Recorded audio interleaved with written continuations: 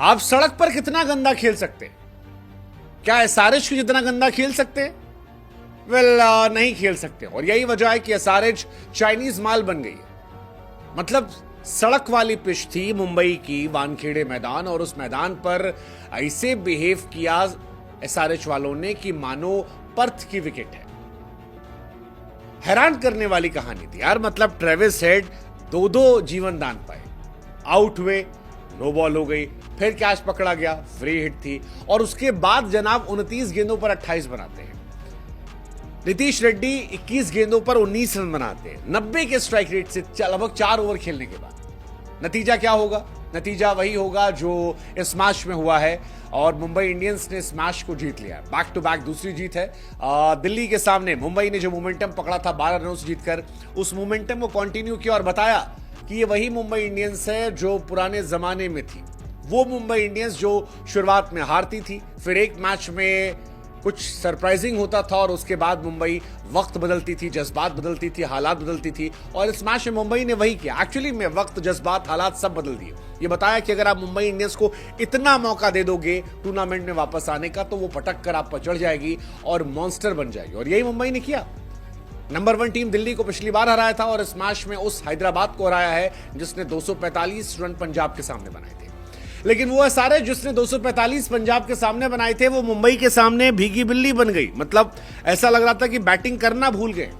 बुमराह के सामने 4 ओवर में 21 रन, बोल्ट के सामने 4 ओवर में 29 रन, विल जैक्स के सामने 3 ओवर में 14 रन, 2 विकेट।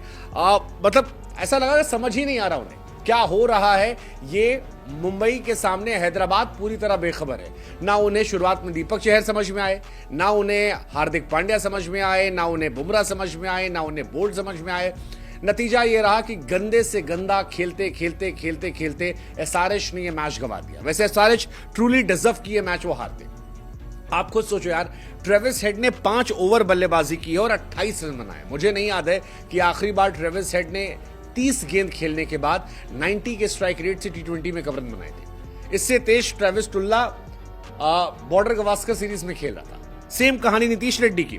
नीतीश रेड्डी इससे तेज बॉर्डर गवास्कर सीरीज में खेले थे। नीतीश रेड्डी तो ऐसा लगता है खेलना ही भूल गए हैं, बल्लेबाजी जो है वो उनको खत्म हो गई है। क्लासन अगेन, उनकी भी यही कहानी थी, रना बॉल खेल रहे थे। मतलब 17 ओवर में एसआरएच के 113 रन थे। वो तो भला हो आखिर में क्लासन का, उसके बाद थोड़ा सा अनिकेत वर्मा और कमिंस का कि 2 छक्के मार के 162 पहुंचा दिया, वरना इस मैच में लड़ने लायक कुछ था ही नहीं। खत्म कर दिया था मैच। और उस खत्म करने का असर है कि मुंबई इंडियंस ने इस सीजन की तीसरी विन जो है वो दर्ज की है, और एसआरएच उन फुसकी टीमों में पहुंच गई है जो 5 मैच हार चुके हैं। मुझे लगता है कि एसआरएच अब बहुत मुश्किल है यहां से कमबैक करना।